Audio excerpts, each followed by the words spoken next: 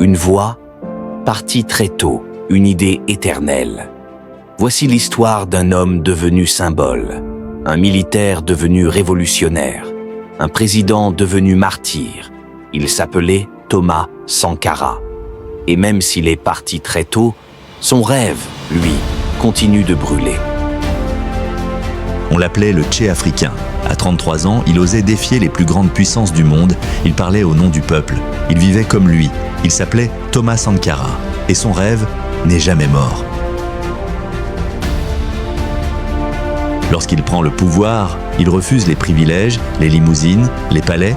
Il change d'abord le nom du pays. Haute-Volta devient Burkina Faso, le pays des hommes intègres. Il ne s'agit pas d'un simple mot, il s'agit d'une promesse.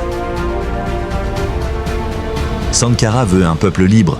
Et pour être libre, il faut être autonome. Il lance des campagnes agricoles massives, travaille la terre avec les paysans. Et surtout, il libère les femmes. Il affirme « La révolution ne peut réussir sans l'émancipation des femmes ».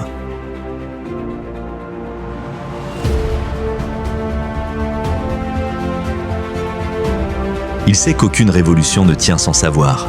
Il multiplie les écoles rurales. Dans des villages reculés, les enfants retrouvent un rêve. Il leur apprend à lire, à réfléchir, à espérer. Un enfant instruit est un peuple qui se lève, disait-il.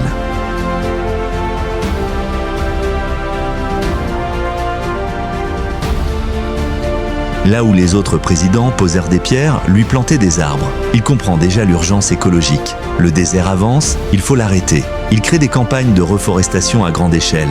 Nous ne pouvons pas détruire la nature et rêver de liberté.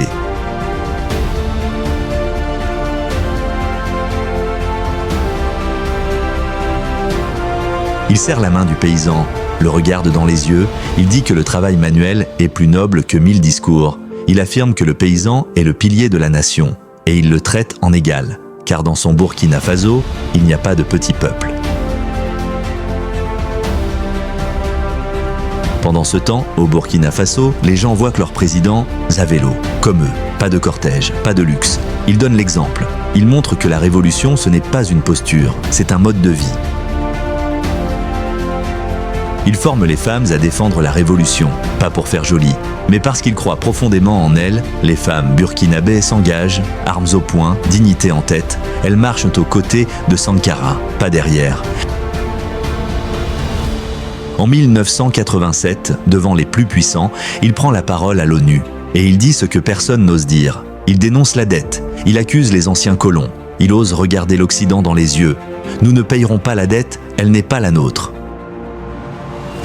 Le 15 octobre 1987, à Ouagadougou, dans le silence d'un bureau faiblement éclairé, un homme écrit ses dernières notes. Il sait que son heure approche, mais il reste. Il ne fuit pas.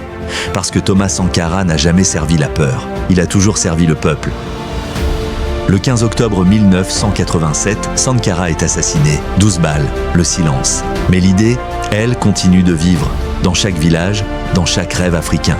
Le cercueil est lourd, mais les poings sont levés. Ils ont tué l'homme, mais ils n'ont pas pu tuer la révolution. Merci d'avoir regardé.